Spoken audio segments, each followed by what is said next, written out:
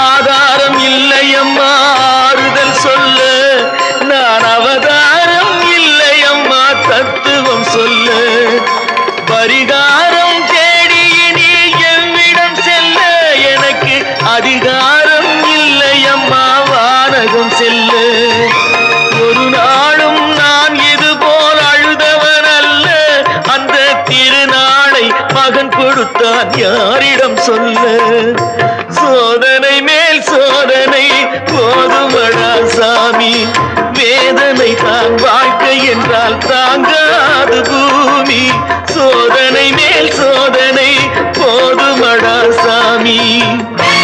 மாமா, காஞ்சி போன பூமி எல்லாம் வத்தாத நதியை பார்த்து ஆறுதல் அடையும்.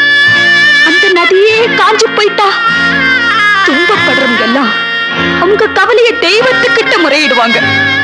ஆனா